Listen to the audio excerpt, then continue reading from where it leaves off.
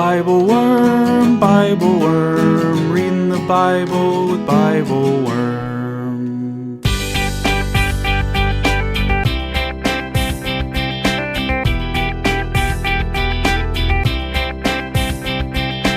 Welcome to Bible Worm, getting to the core of the biblical text. I'm Dr. Robert Williamson, professor of religious studies at Hendrix College and theologian in residence of Canvas Community in Little Rock, Arkansas. And I'm Dr. Amy Robertson, Director of Lifelong Learning and Music at Congregation Or Hadash in Sandy Springs, Georgia. We're here every week to discuss the biblical text, both as biblical scholars and as people of faith, one Jewish, one Christian. This week, we're in the third Sunday of Advent in the Christian tradition. Reading the story of the people's return from exile is told in Ezra 1, 1-4, and 3, 1-13. We reflect on the varying roles of the exiles in this text, some of whom returned to Judea to do the hard work of rebuilding the temple, while others remain in Babylon to support the rebuilding financially. We think about the resonances of this rebuilding with the story of Solomon's original construction of the first temple, recalling the former temple in all its glory, but also remembering a time when Israel worshipped God in the wilderness without a permanent building at all. And we ponder the generational experience in this text, some in the older generations weeping at the sight of the new temple foundation being laid, while others in the younger generation shout in jubilant praise. And through it all, we hear the refrain, God is good. God's graciousness for Israel lasts forever. Thanks for joining us. Hey, Amy, the last time I saw you, we were in Nebraska together. We were! Oh, what a treat it was. It was great. It was great. It was great to be in person with you. It was great to be together with all these fine pastors of the region. Yeah. Yeah, really good time. So other than that, how are you? I'm fine. I have a story, this title of which is Amy is Dumb. Hey, don't be mean to my Okay, friend it's not Amy. Amy's dumb. It's Amy lives in a hole. Okay, that seems more reasonable. Okay. Okay. So someone at the retreat told me that I reminded them of the marvelous Mrs. Maisel. Yes. Now, I don't watch television really, so I have heard of that show, but I don't know anything about it. Yeah. And so I have since watched a couple episodes and realized that when they said that, I was thinking of Driving Miss Daisy. Oh, yeah, those are very different. Yeah. But Miss Daisy's also Jewish, isn't she? She is, yeah. Mhm. But she's like 90. Yeah, she was quite an old lady. Yeah. Mrs. And Mrs. Maisel, Maisel is not despite an being old a lady. Mrs. instead of a Miss, is not 90. They're just very different characters. They So are. anyway, I was glad I didn't remind them of an elderly. So you spent the whole weekend thinking that you were reminding them of an elderly Jewish lady being driven around by Morgan Freeman? Yeah. I was like, maybe I should start dyeing my hair. Yeah. No, Yeah. I would take that as a compliment because Mrs. Maisel, she is spunky She's and spicy. yeah. Yeah, She's pretty awesome. I I've love only that watched show. 2 episodes, but yeah, she's a vibrant character. She is. Yeah. And now we can collect our royalties. No, is it royalties? What do you get when you advertise somebody's show? Because Oh, I bet the viewing audience of The Marvelous Mrs. Maisel is going to like triple now that it has been mentioned on Bible Worm. probably, and maybe also Driving Miss Daisy. I don't know. Maybe That's all true, people too. have watched these shows. I don't know. Yeah. I don't know. I do think you're probably a little late to that game, but it's okay. Yeah, Especially the I think Driving you're Miss right. Daisy game. That one was like a while I ago. know. I haven't seen that either. I just know that she's old. Well, the next time we do a retreat together, that'll be one of the optional Movie activities. Yeah, movie night. Yeah. It'll What be has great. Amy missed in pop culture in the last 25 years? Yeah. Yeah. Mm-hmm. Good. All right, Amy. Well, last time we were together, we were in Isaiah 40, which we recorded on our live podcast in Nebraska. This week, we are moving on to Ezra. The narrative lectionary has us in 1, 1-4, 3, 1-4, and 10-13. In good Bible Worm fashion, we're just going to fill in that gap in the middle. So we're going to read not all of chapter 1 and 2, but the other gap. So we're going to do 1, 1-4, and then 3, 1-13. Because I don't like part of that chapter is about the the rebuilding of the altar, and then part of it is about the rebuilding of the temple. And if you skip from the beginning of chapter 3 to the end, you kind of merge those two things. In my mind, they're important to keep them separate. Sometimes things that are important in my mind are not important like any place else. But anyway. You have all the power here. So. But I have the power today. Yeah, I do. Mm-hmm. You could just refuse to answer questions, I suppose. And then. That would be great. Mm-hmm. Great episode. Amy, what do we need to know to get us from Isaiah 40 to Ezra 1? Okay, here's a couple things that I would want people to know. So when we were in Isaiah 40, the exile has happened, right? The destruction of the temple, the destruction of Jerusalem has happened.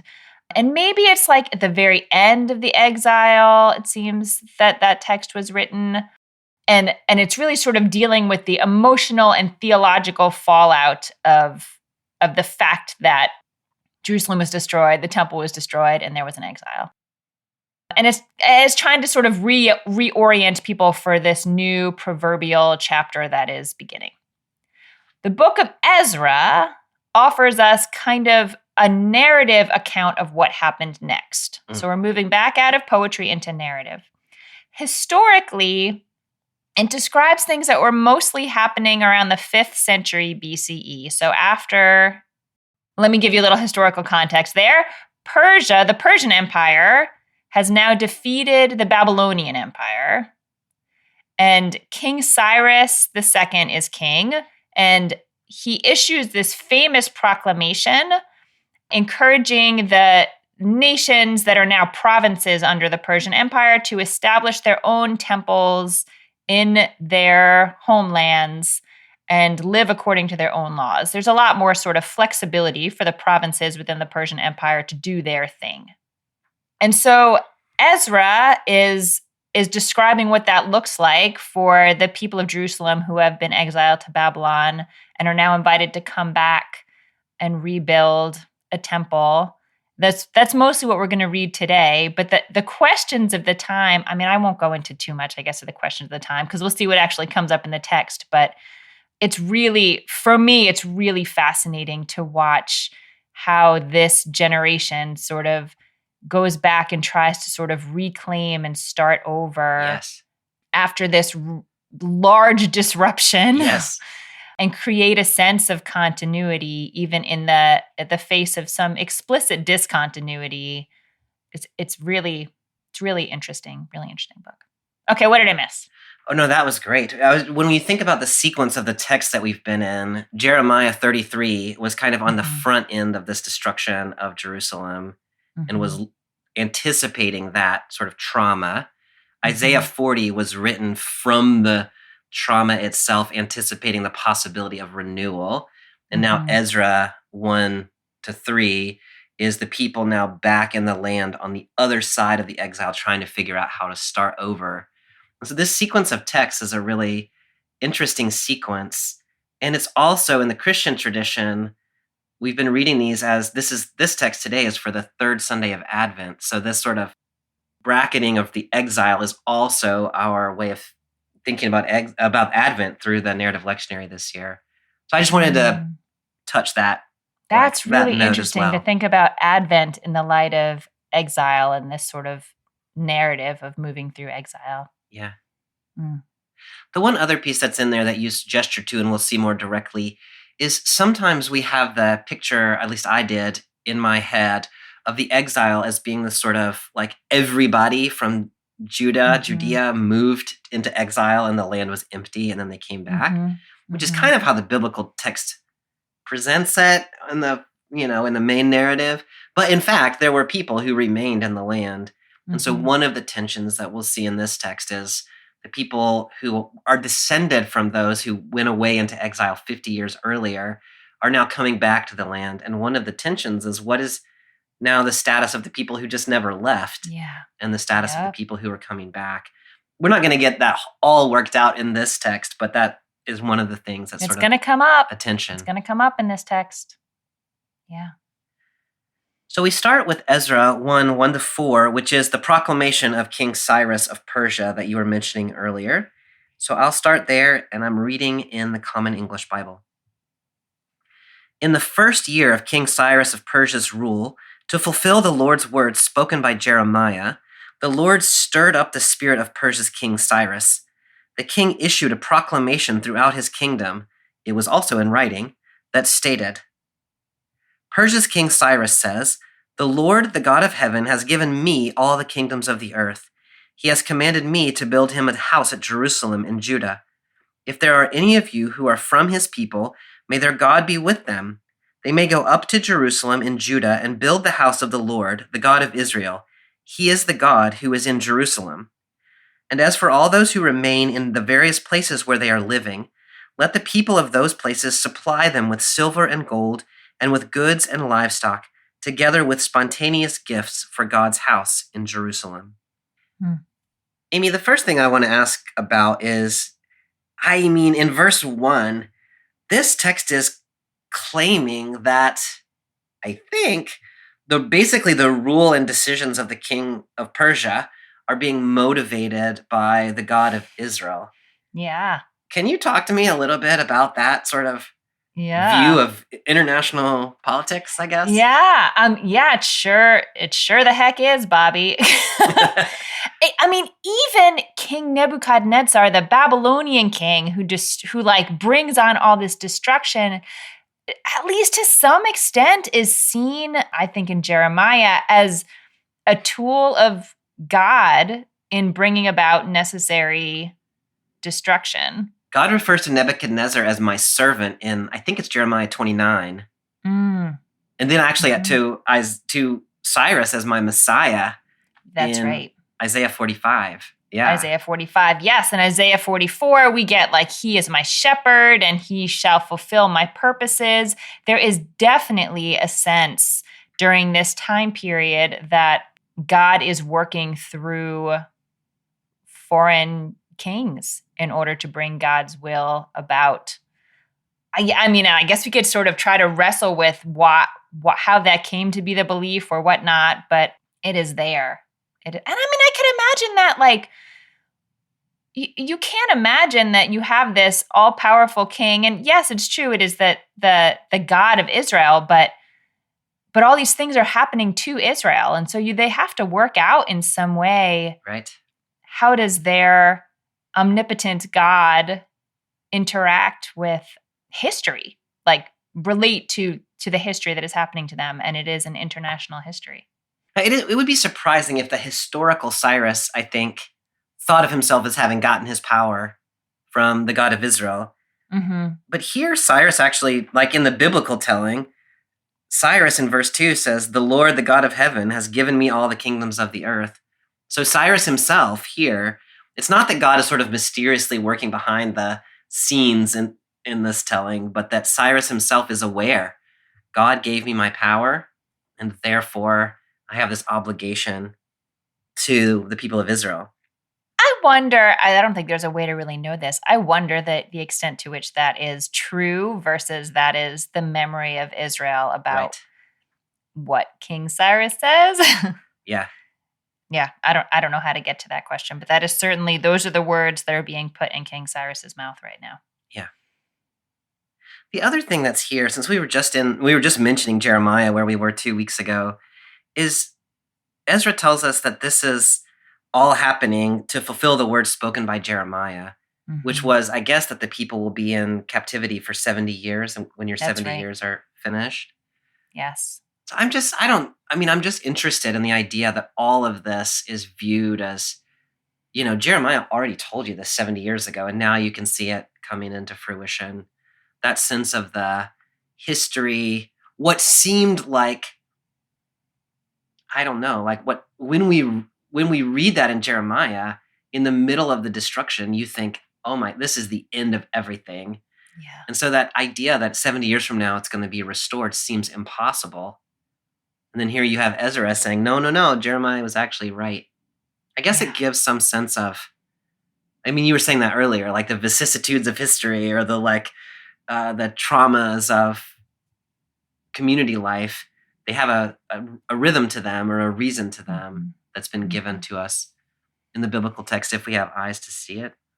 Yes, absolutely. And I think I see it also as that I feel like Ezra, I mean, all the biblical authors, but Ezra especially, I feel like is really at pains to make explicit the continuity between what happened before the exile and what is happening now, lest people think exactly what you just said, which is, well, there was there was a, community and a religion and a temple, and that time is over.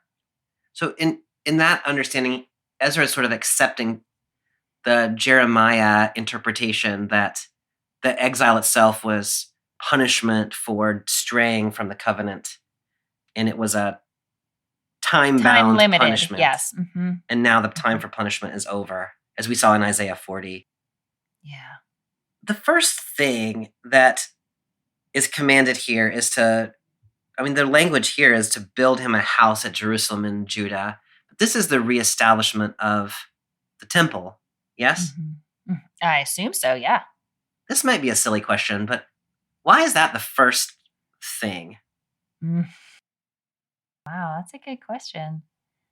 I mean, it's actually a really good question because the religion that we're talking about here, the religion of Israel, certainly predates having a temple. Right. And even the life of the people Israel within the land of Israel and within Jerusalem predates having a temple. Right. But I did get the sense, especially, from Isaiah, that the temple theology, like the idea that it was important to have that visual representation of God's especially present holiness in that place, had become really important in the tradition in a way that I don't think it always was, but it was right before the destruction, at least. If you imagine the situation in Jerusalem, it was devastated by the Babylonian army 50 years earlier. It was besieged for 3 years. The wall was breached and knocked down. The temple was destroyed and burned.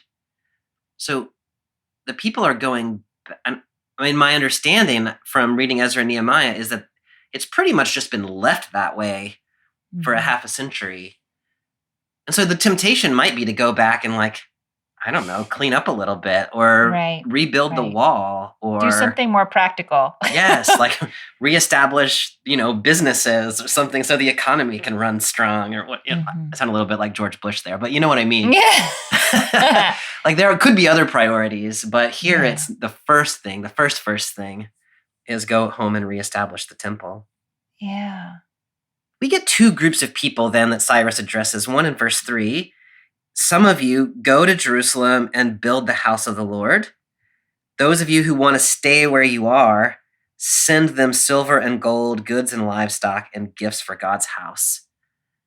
It's just the tendency is to think that at the end of the exile, everybody was so excited to go home and they all ran home. But that's not the way it happens in the text, and it's not the way it happened historically. Yeah. Some people do go back and do the work on the ground.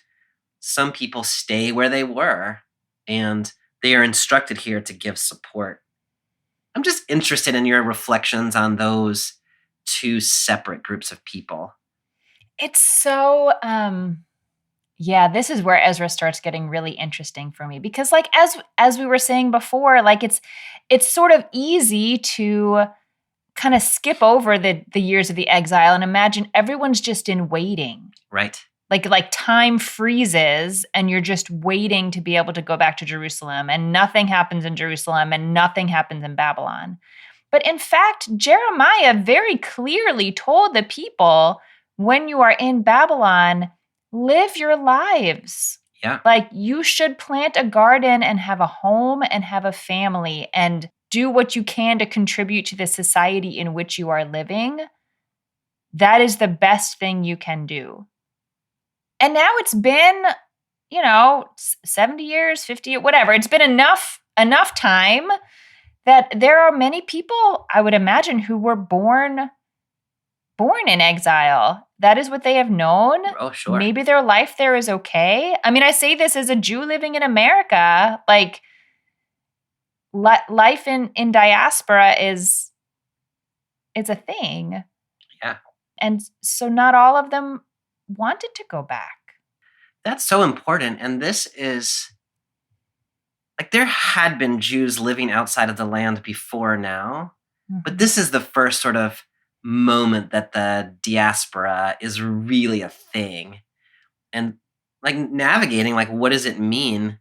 Yeah. Like, should everybody go home? Like, is it expected that you should be in Judah? Yeah. And here, this is King Cyrus talking, right? So I don't know what his authority is for the Jewish people, but it seems to be now understood that there are sort of two legitimate ways of being involved in this people. Yeah, which is huge. I think it's huge. Huge, huge. Yeah. This reminds me a little bit. I mean, I'm sort of leaning forward into today, but I'm involved with two different worshiping communities. One of them is a very small group that is serving meals and doing things for our friends on the street and like handing out blankets and like engaged in the on the ground day-to-day life with people. And one which is in a wealthier part of town where, everybody's wearing a suit when they come to worship and they're not involved in the sort of nitty-gritty. And it's interesting, like, I can sometimes be a little judgmental of people who don't get their hands dirty doing the work of the community. And this text is such an interesting one. It challenges me because it seems to be suggesting that there is a legitimate role, which is like some people are there doing the work, like they're on the ground rebuilding the temple. But it is important that there are people who are back in Babylon who are working in their shops and making their money and sending their resources to the community for the work of the temple. Otherwise, the people that were in the land would have nothing to work with. So this text is important for me in a way that I don't really love it because I like being a little it makes judgy. you uncomfortable, It makes me uncomfortable. but you see it. Yeah, Yeah. I see you in there. Yeah. That's a really helpful way to think about the second part of this, which is, as you just raised up, it's not that the people who don't go back to Jerusalem, it's not that Cyrus says, do what you want. Like, Right. You can go back or don't go back. Yes, people go back or they don't go back. But if you don't go back, there's still an expectation that you are going to support the endeavor. Exactly. In this case, financially. Right. So different people have different roles in this rebuilding. Yes, exactly.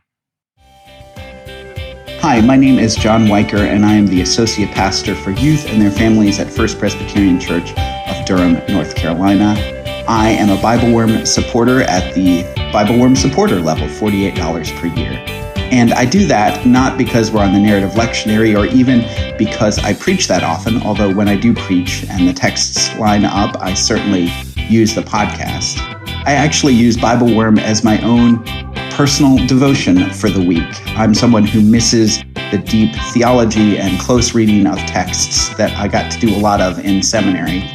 And in Bobby and Amy's work, I found that again. And so I listen on Monday mornings on my way over to church and then Monday afternoons on the way back as a way to prepare for the week, to do ministry, and to love Jesus and serve. I hope you'll join me in becoming a Bible Worm supporter too. And now back to this week's episode. So we're moving down then to Ezra chapter 3. Ezra chapter 2, if you want to read it, is just a list of people and how many people came from each family. It is a very, like, the fact that they cared about that is fascinating. The actual reading of Ezra 2 is kind of mind-numbing. But like they're making a careful accounting of all the people who belong to them. The one thing that I just want to pull out of that is that in chapter 2, verse 64, you don't often see verse 64s. The whole assembly that went back to Jerusalem numbered 42,360 plus their like attached people. That's a very specific number. And also, like, it's not nobody. And it's also not an enormous number of people who have traveled back. Yeah, no, it's true. I think when the Israelites leave Egypt, doesn't it say it's something like 600? I'm sure 600,000 men of fighting age, I think it is. Yeah. So then when this you is think of really their a wives small and children, remnant. yeah, Mhm. that's right. It's a small remnant. So moving then to Ezra chapter 3, I'll read verses 1 through 7. When the 7th month came and the Israelites were in their towns, the people gathered together as one in Jerusalem. Then Jeshua, Josedak's son, along with his fellow priests, and Zerubbabel, Shealtiel's son, with his kin, started to rebuild the altar of Israel's God so that they might offer entirely burned offerings upon it, as prescribed in the instruction from Moses, the man of God. They set up the altar on its foundations because they were afraid of the neighboring peoples, and they offered entirely burned offerings upon it to the Lord, both the morning and the evening offerings. They celebrated the festival of booths as prescribed. Every day they presented the number of entirely burned offerings required by the ordinance for that day. After this, they presented the continual burned offerings, the offerings at the new moons and at all the sacred feasts of the Lord, and the offerings of everyone who brought a spontaneous gift to the Lord. From the first day of the 7th month, they began to present entirely burned offerings to the Lord. However, the foundation of the Lord's temple had not yet been laid.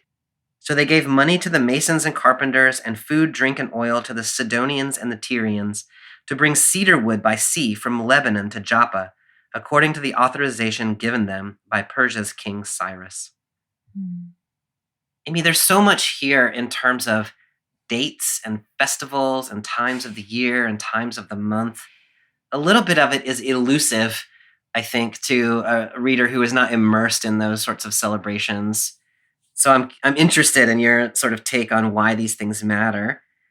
But the first thing I want to ask you about is we get twice, first in verse 1, when the 7th month came, and then again in verse 6, from the first day of the 7th month, they began to present entirely burned offerings to the Lord. So can you talk to me about the importance of the first day of the 7th month? I have two resonances in my head with this season when they're making these offerings and sort of picking up on old traditions. One, as it mentions in here, the Festival of Tabernacles or booths or Sukkot, as we would call it now. And at least according to Chronicles, 2nd Chronicles, and I should have checked to see whether this is true in Kings also, that's when the dedication of Solomon's temple also took place. That's right. And so I think, as I mentioned before, I think that they really are, Ezra's at great pains to draw out the continuities. And I just read this sort of seeing, there's an idea that's prominent in Jewish tradition now, and I think in biblical times and maybe in your faith tradition too, that like time isn't quite linear, it's cyclical. Yeah. And so I get this strong sense that like we have cycled back to, like, it's like I picture it sort of like a spiral. So it's not like you go back in time, but you are fundamentally aligned with the building of the first temple, just in sort of the details of the calendar here. Now, I said there were two associations I had, but then I kind of smushed them both together. They both they both are sort of calling up this memory of Solomon's temple. So I'm glad you mentioned that Chronicles reference. I checked the Kings reference, and you're right there. Also, it's in the 7th month. It's called Ethanim there, which is actually the Hebrew name of the 7th month before they were in Babylon, and it sort of shifted over to what is now Tishrei. And so, but it's the same time, it's the 7th month. And so that connection, and what that draws out for me narratively is in that 1 Kings 8 reference, that is a day of pageantry and celebration and this long time. We've been talking about having a temple since David's time, and now finally, after many years of construction, here's this glorious temple, and everybody's gathered, and Solomon's making his dedication.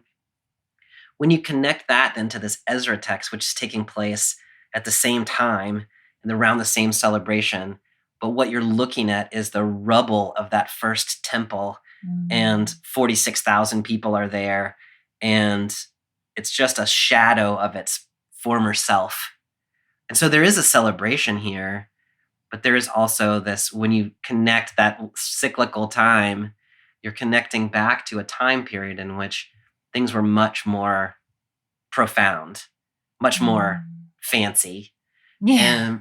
And so like both, there's a hopefulness there about it, but there's also this, there's this disappointment that must be there as well. Yeah. Yeah. The first of Tishrei is also Rosh Hashanah. Is that true? Yeah, I suppose so. I don't know if that is, it doesn't, it really soft sells it here. Like what it cares about is Sukkot, but this is taking place on Rosh Hashanah. And so I'm just curious, does that matter? Or it matters to me. I notice it as an outsider to the tradition. I don't know if it matters from the tradition itself. That's so interesting. I feel like Rosh Hashanah is sort of a weird holiday biblically. Like it's the day of blasts, of shofar blasts. Yeah. It's not named as the New Year. The New Year is thought of as Passover during this time. And I had not, I was so caught up in the Sukkot reference, I hadn't thought about Rosh Hashanah, and I don't know what Rosh Hashanah would have meant to them at that time, but that is really, really interesting to think about in terms of at least the way we think about Rosh Hashanah now, which is that at least in the modern observance of Rosh Hashanah, it is seen as the day of sort of the celebratory re-enthronement of God as king. And so, I was thinking about your question from earlier, why is building the temple the first thing that you would do? And I was just thinking about sort of what's the way that the discourse of the text has all been caught up with, like, what's the most powerful empire and this sort of like human kingships that are surrounding them, and sort of wondering at that model in their face, like in the world, that our most powerful entities need these grand structures to celebrate their glory. And so all of that just sort of, for me, just enriches some of the background, some of the context of why people would want to be doing this at this time. Yeah. Amy, we've been using the language of, and it's Cyrus's language, we didn't make this up, that the first thing is to rebuild the temple. But in fact, what we're looking at right here is the rebuilding of the altar first, and then the beginning to actually practice the sacrificial observance of all of these festivals while the temple itself is still in ruins. And so we get that notice in verse 6 that the foundation of the Lord's temple had not yet been laid, even though they're doing all these other things. So the first thing is the reestablishment of worship in the middle of this rubble. Yeah.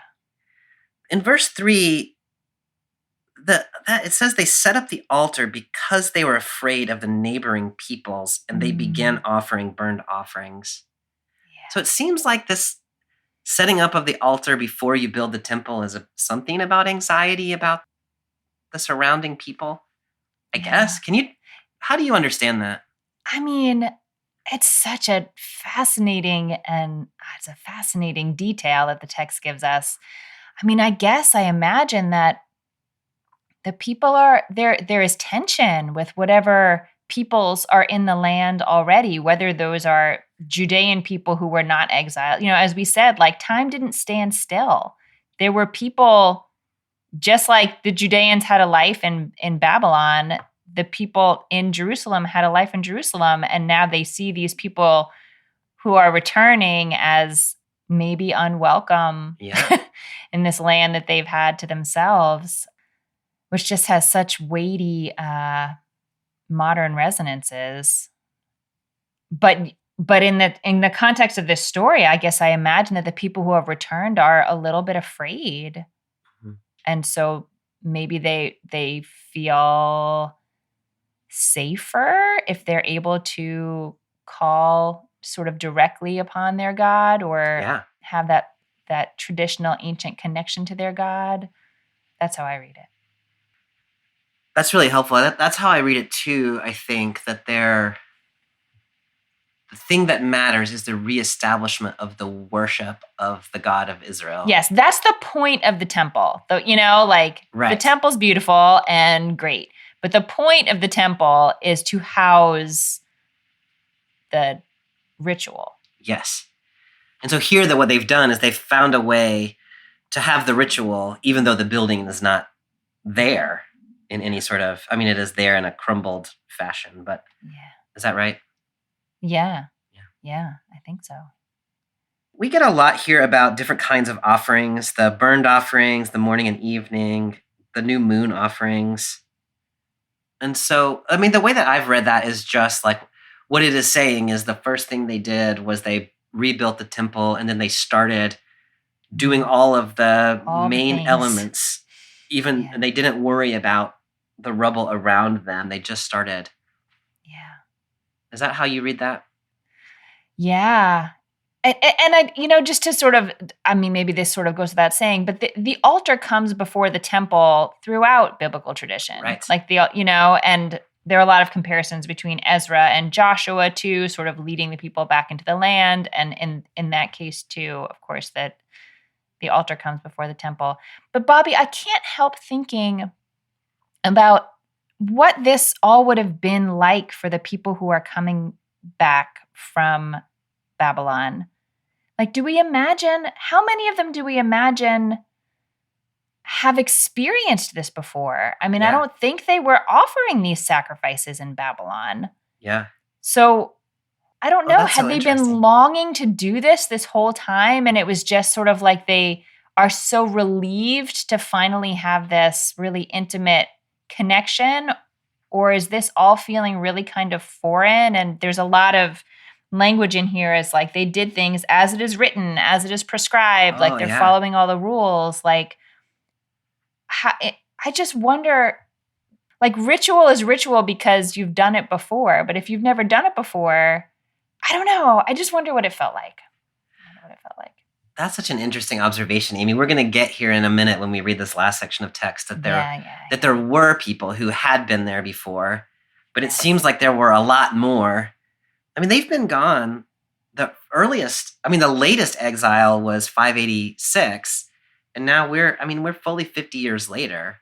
Yeah. And so you would imagine in 50 years, most of the people who had been in Judah have died, and what we're talking about are their children and grandchildren, maybe great-grandchildren, who have heard all these stories, I guess, passed down like Deuteronomy had said. But you're exactly right. They have not experienced Judah. They have not experienced the temple. They have not experienced sacrifice. So they're engaged in all these rituals of earlier generations, but not fully understanding them. I had not made that connection to the as it is written, as it is prescribed. But you're exactly right. It's just so like it's being presented here as like we can finally do this. Yeah. Which maybe was their experience, but it was new. Yeah. It was new. One of the things that's helpful to me in that comment too is I often think of the return from exile as this like triumphant moment. Yeah. But when you really think about it, it is people who their home is someplace else. And a lot of them didn't come back. And they're afraid when they get there. And it is in ruins when they arrive. And it doesn't seem to feel very triumphant when you sort of read just a little bit under the surface of the text. Yeah. The other resonance with the Festival of Booths, you were talking about the connection with Solomon. But you've referred a number of times, I think, in an important way to like, there was a time before the temple. And that's the way Israel sort of functioned. Mm-hmm. And the Festival of Booths itself is remembering that time, right? When there was the wandering through the wilderness and the setting up of temporary shelters for the people, but also worshiping God in the tabernacle, which could then be folded up and moved. Mm-hmm. And so there is that sort of, not just let's remember Solomon's temple, but also let's remember that there was a time in the past when there wasn't a temple and everything was mobile. And the biblical tradition remembers that often. We saw that in Hosea. Remember when you were my little child and I had just brought you out of Egypt, and what a good time we had together in the wilderness, which may not be how the book of Numbers reads exactly, but there was that sense of a special relationship when there was not a temple. Yeah, no, that's exactly right. We are remembering the scrappy days. Scrappy days. Because it's time to be scrappy again. These days are ours, scrappy days. That was a real throwback. I just I just revealed my true As age. it was written Mm-hmm. in the what decade? Hey. Yeah. Yeah. All right. Once you have made a Fonz reference, I think it's probably time to move on. Is that what you're thinking?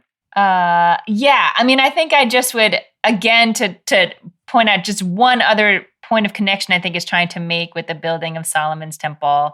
The introduction of here the Sidonians and the Tyrians and paying them with food and drink and oil to bring this, like they really are, to the greatest extent possible, they are trying to recreate the building of Solomon's temple. But I really take to heart, and I think it's really important to keep imagining the situation they're actually in and what it actually looked like where they were, as opposed to what it looked like back in First Kings when Solomon was doing this. That's just a really complex picture of what's happening. That's so interesting, Amy, that they're simultaneously pressing forward with what they've got in the moment. But they're also looking backwards, trying to recreate some past in a very tangible way. And they're doing both of those things at the same time. That's important. Yeah. I'm sort of leaning into one of those more than the other one. So that was a helpful corrective for me. All right, so picking up then in verse 8. In the 2nd month of the 2nd year after their arrival at God's house in Jerusalem, Zerubbabel, Shealtiel's son, and Jeshua, Josedak's son, and the rest of their kin, the priests and the Levites and all who had come from the captivity to Jerusalem, made a beginning. They appointed Levites 20 years old and above to oversee the work on the Lord's house. Then Jeshua with his sons and kins, Kadmiel and his sons, Binui and his sons, the sons of Judah, along with the sons of Henadad, the Levites, and their sons and kin, collaborated to supervise the workers in God's house. When the builders laid the foundation of the Lord's temple, the priests, clothed in their vests and carrying their trumpets, and the Levites, the sons of Asaph, with cymbals, arose to praise the Lord according to the direction of Israel's King David. They praised and gave thanks to the Lord, singing responsively, "He is good, his graciousness for Israel lasts forever." All of the people shouted with praise to the Lord because the foundation of the Lord's house had been laid. But many of the older priests and Levites and heads of families who had seen the first house wept aloud when they saw the foundation of this house, although many others shouted loudly with joy. No one could distinguish the sound of the joyful shout from the sound of the people's weeping, because the people rejoiced very loudly. The sound was heard at a great distance. So, Amy, the first thing we get here in verse 8 is the timestamp in the 2nd month of the 2nd year after their arrival at God's house. So we have some time has passed since we set up the altar. How long has passed as you understand it? We're like 5 or 6 months down the line. I had not done that math, but I believe you. We were in the 7th month of the 1st year. Now we're in the 2nd month. The thing I'm not sure about is whether the 2nd year means the 2nd year after they arrived or the 2nd year, like the 2nd month of the Jewish year after their arrival. Anyway, so it's been a little while, but it has not been an enormous amount of time. When we get the beginning of the work on the temple, we get a lot of names here. Zerubbabel, who is a descendant of David. Jeshua, who is a descendant of the high priest. We get the language of Levites. And then I was just struck by the way the CEB translated in verse 9. They collaborated to supervise the workers in God's house. Can you just talk a little bit about like who all these different people are, or the like groups of people are? I mean, okay, so what is most striking to me here is that I feel like it's presenting this, combination. Zerubbabel's not the king because they're, a province of the Persian Empire now, but he is the Davidic governor. Yes. And, the priest is in the traditional lineage of the priesthood, and the Levites traditionally are the folks who are, the helpers, the custodians, I call them the roadies. The roadies, that sort of do the work of the temple that is not the work that's specifically limited to the priests. I just feel like it's a really beautiful and idyllic and sort of in a way, it's like a throwback to say, like, this is how it's all supposed to go. Although in reality, it was not used. There are very few references earlier in the biblical text to these groups working together so well. Yeah. So it's almost like a throwback to some idyllic past that was never that idyllic. Yeah. Which we also do now, like as we're trying to, Yeah. like as we're trying to sort of feel like we're in the lineage of something. Sometimes we clean up the story that we're referring back to. Yeah, for sure. That's what that part made me think. No, I like that a lot. So they're collaborating in this idyllic way in which they maybe have never really collaborated in the past. There's a lot of tension in the biblical text between the priests and the Levites and like rebellions and all sorts of things. And here, everybody seems to be committed to this one task. The number 20 years old is sticking out to me.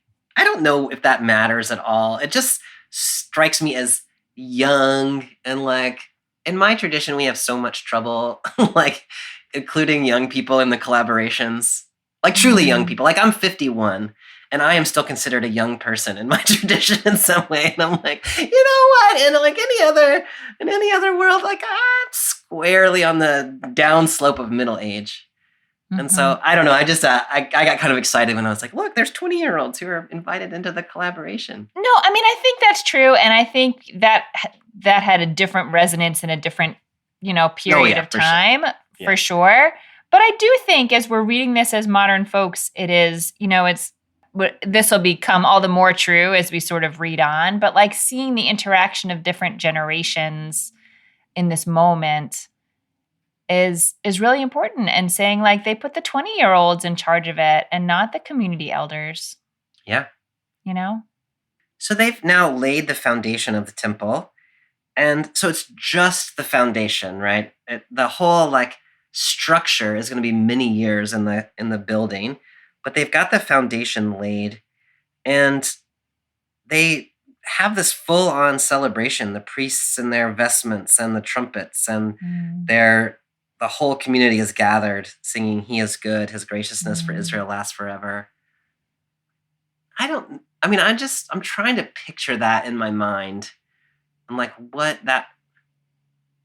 I keep thinking back to 1 Kings 8 and the first time we celebrated the building of the temple, and how different this is.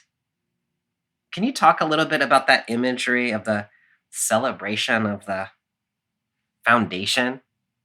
I mean, the way that I think about it, once there's a foundation, it feels real. Like it feels like this is really happening. We really are back in this land that, I mean, I don't know actually. I'm going to assume that they've been longing to be back in the land. I don't know. I don't know that part, but it really feels like they're at this moment of like, it feels pretty miraculous. Like this new beginning, like, though Jeremiah said it would be 70 years, you don't know when you're, you don't know. And they have endured, the people as a whole have endured a great trauma and have been away from this sacred land, this sacred homeland of theirs. And so to be back in it and to be able to pause at the very beginning, like the very beginning of the rebuilding, and be grateful to be starting over. I mean, in some ways it makes me think like it's kind of like cliche, but you don't really appreciate things until they're gone. But I think there is a different layering to it now. Like there's a different weightiness, recognizing that even once it is established, it is not a given that it's just going to be there.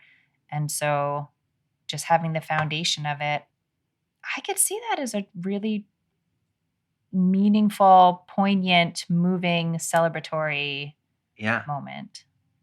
We get this imagery in those last couple of verses that this image has just stuck with me since we talked about this 4 years ago. Yeah. Which is the mix of emotions that the people are experiencing, and the biblical text, which is very reticent about emotions. You know what I mean? Like in the story of Abraham sacrificing Isaac or almost doing so, we have no idea what Abraham was feeling because the biblical text doesn't talk to us about feelings very much. Yes. But here you have this kind of long description of people shouting with praise, and then others who had seen the first house weeping aloud while others shouted with joy, and you couldn't distinguish the sound of the one from the other. Can you just talk me through that image, weeping and shouting and the mixture of those?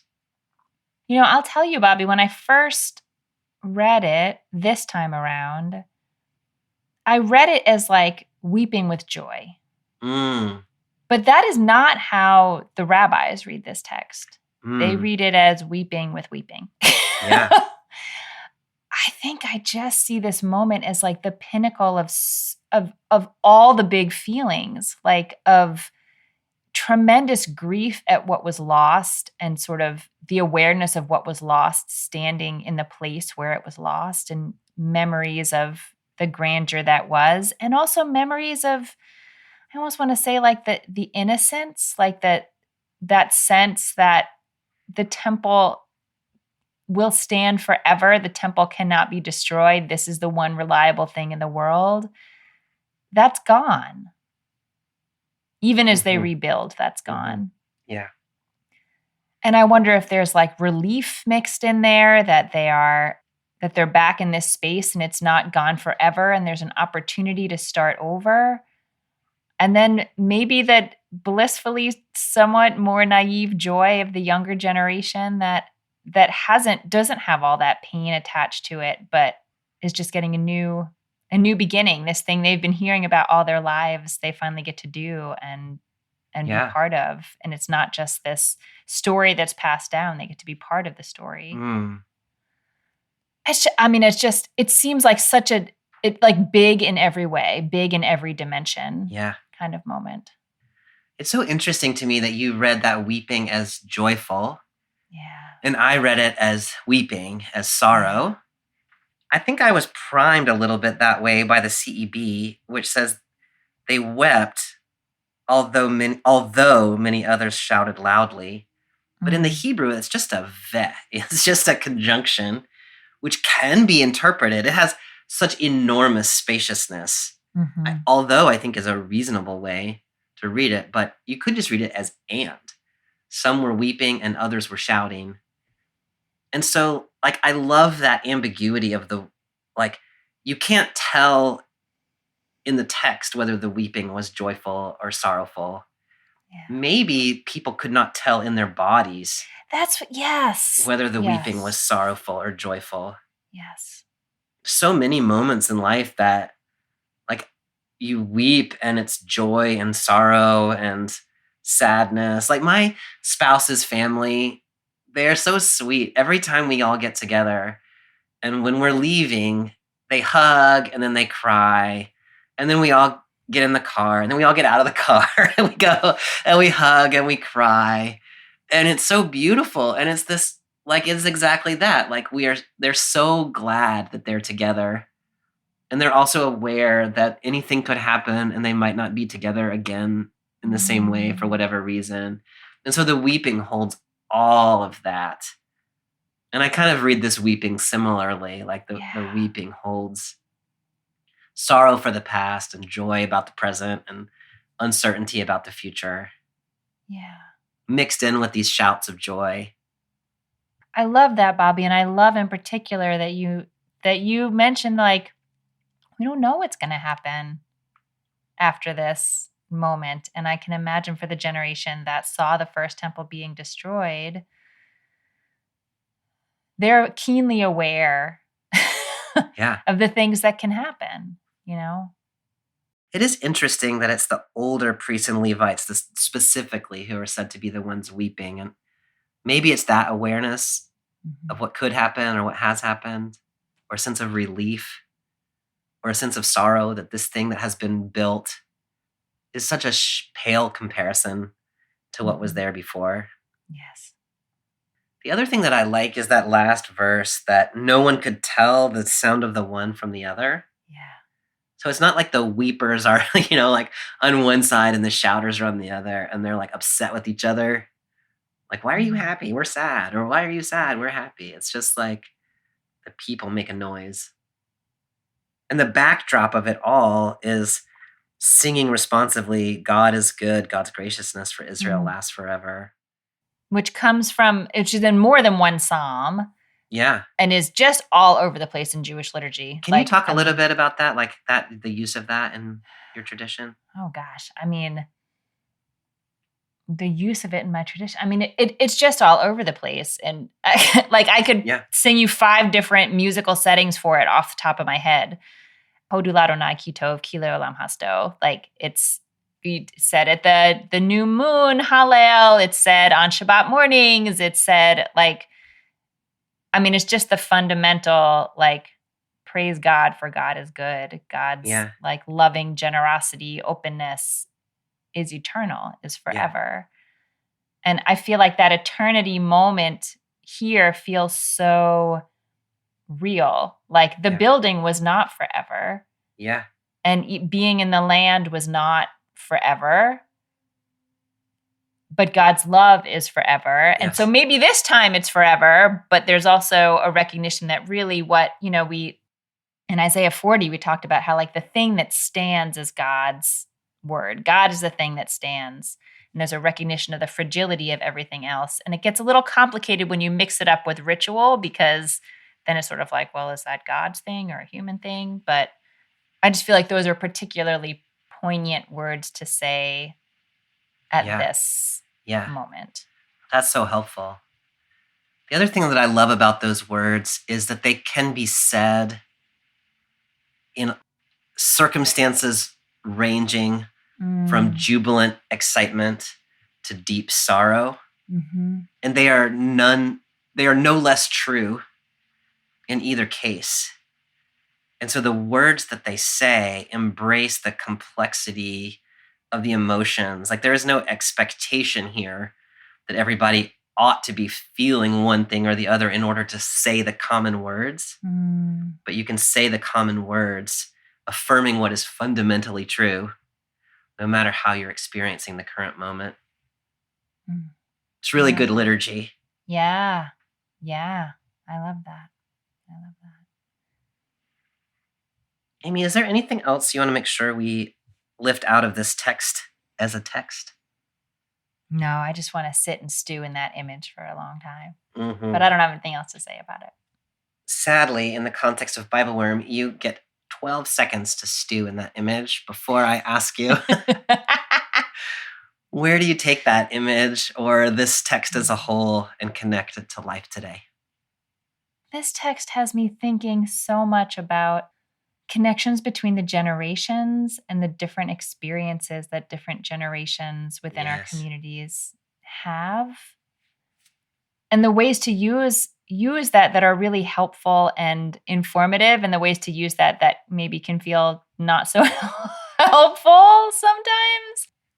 I think that Ezra's referring back to these ancient texts so much, for me, sort of reminds me how powerful it can be to know the history of your people, and in moments of celebration, but also in moments of not celebration, and times that they had to be really resilient and times that they had to be scrappy, and to know that you are not the first generation, you're not the first one experiencing this thing, and this is not the end of the line.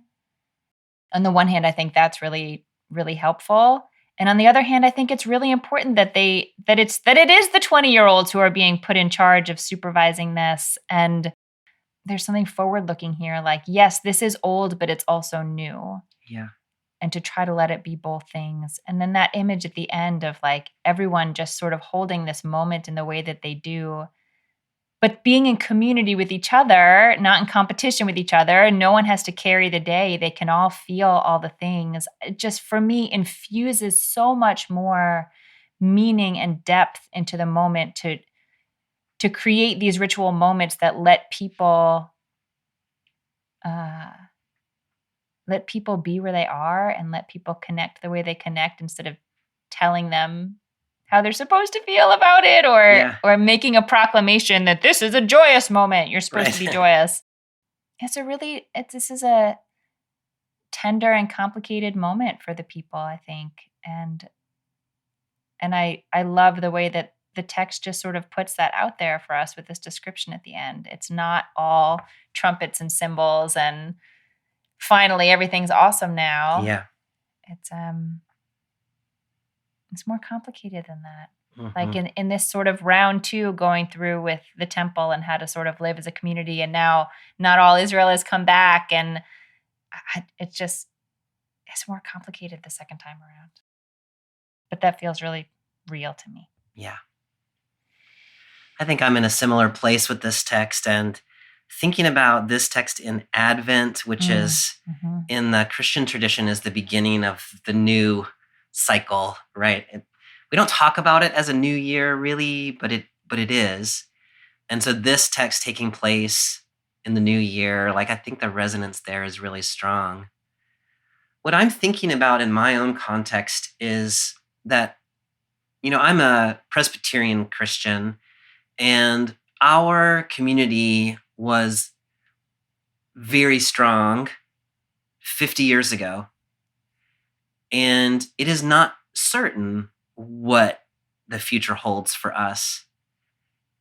And that complicated emotional sense of sometimes looking back at what was and feeling sorrow, sometimes looking forward at what could be and experiencing joy, and that those are both embraced in this text, and that those can both be embraced in one community, that we can all say together, God is good, God's graciousness lasts forever, and mean that remembering how good God has been in the past and anticipating how good God will be in the future and how good God is right now, even though it might not look like what we had come to expect.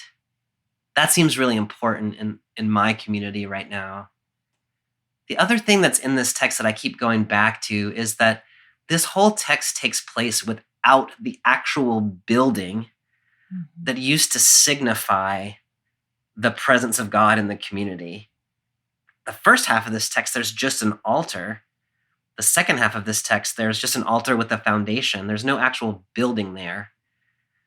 And often in my tradition, we have gotten attached to our buildings.